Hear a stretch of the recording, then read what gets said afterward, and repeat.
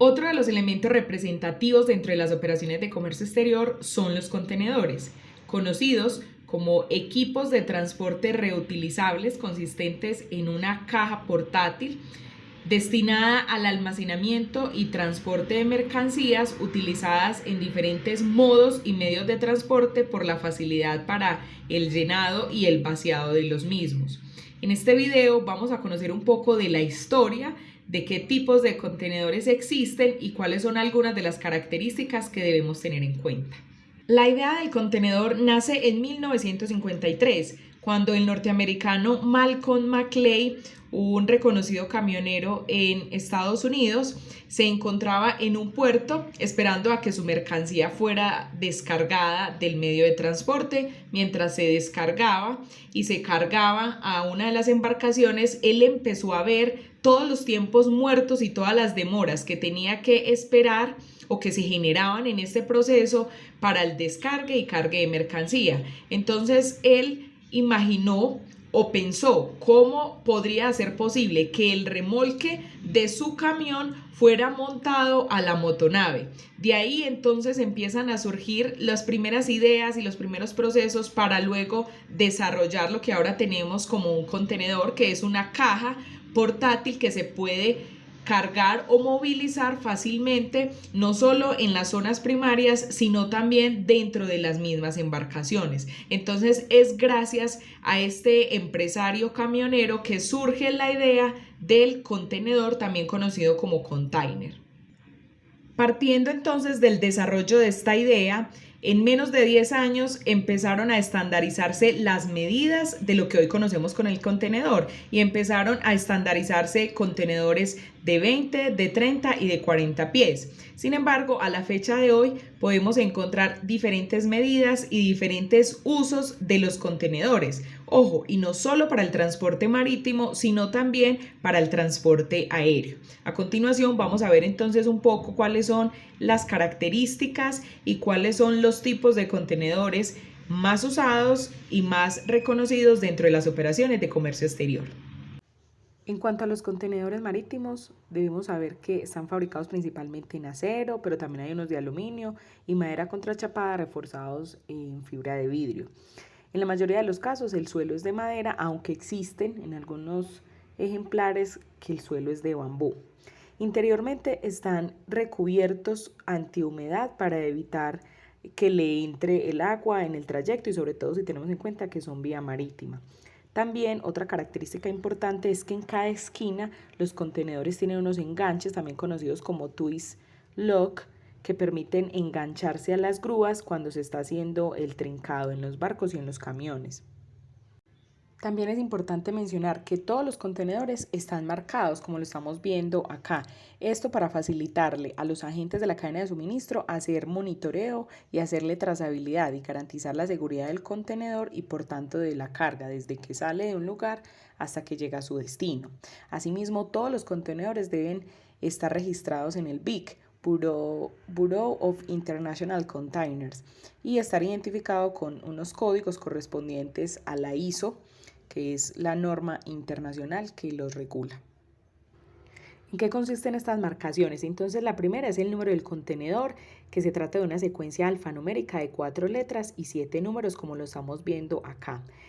El código del propietario son las 3 primeras letras que identifican al propietario del contenedor y que está registrado en el Bureau International Containers y son únicas para cada dueño. Con este código se marcan todos los contenedores del mismo propietario. Luego está la categoría, que es la cuarta letra, que resulta ser la U para el caso de los contenedores marítimos ISO. Aquí lo estamos viendo. Por lo tanto, ya tenemos el código del propietario, que es MBB, y la U, que sería la categoría. En otros casos existen letras como la J, la Z, esto es para remolkers y trailers. Luego sigue el número de serie, que en el caso que estamos viendo dice 201056. Son 6 cifras numéricas que elige cada propietario de acuerdo a su gusto o a su antojo. Cada contenedor de ese propietario debe tener un número diferente de serie para poder identificarlo individualmente. Y finalmente encontramos el dígito de control, que es el número que aparece en un recuadro y que en este caso es el número 4. Básicamente lo que hace es que permite verificar la secuencia, que el número del contenedor esté correcta. También encontramos en el contenedor el código ISO, que como lo vemos en la imagen es el código 22G1, es un código de 4 caracteres y que resumen algunas de las características del contenedor. En el primer carácter aparece un 2 para los contenedores de 20 pies o un 4 para los de 40. El segundo carácter muestra las dimensiones de altura en escala de 0 al 5 y los dos últimos caracteres indican ya otras cualidades especiales del contenedor. También encontramos las marcas de capacidad bajo el código ISO.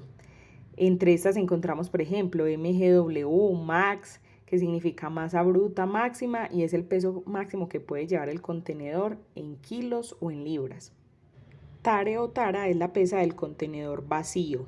Net, el peso neto que puede albergar el contenedor en kilos y en libras. Y cap, el volumen interno o el volumen en capacidad del contenedor. Y finalmente, en la parte izquierda de las puertas, una certificación de seguridad. Asimismo, encontramos diferentes tipos de contenedores que permiten transportar mercancía de acuerdo a sus características. Entre estos encontramos los dry van, que son contenedores estándar, los que más comúnmente utilizamos, son de 20, de 40 y de 45 pies. Son contenedores cerrados y se utilizan para carga general o carga seca. También están los open top, que son muy similares a los dry van, solo que en este caso estos contenedores no tienen techo y lo que facilitan es el transporte de mercancía voluminosa. Encontramos también los contenedores reefer, diseñados para conservación de mercancía que requiera ser refrigerada o que tenga una temperatura especial. Por lo general se utiliza para el transporte de mercancía perecedera, alimentos, flores, entre otros. Contenedores tank, especializados para el transporte de líquidos o químicos a granel. Esta primera parte de contenedores era la más común o generalmente usada en contenedores, pero también encontramos los high cube, que son contenedores herméticos como los dry van, solo que tienen capacidad para mercancía voluminosa. También están los open side y los flat rack. En el primer de los casos son contenedores abiertos en uno de sus lados y el flat rack son contenedores sin techo y sin paredes para facilitar la logística y descargue de la mercancía que se está movilizando. Y finalmente las plataformas, que son contenedores sin laterales, sin extremos y sin techo, que básicamente lo que hace es que permite el transporte, por ejemplo, de maquinaria o de mercancía que es voluminosa, que es extradimensionada y que no se puede transportar en un contenedor cerrado o con paredes.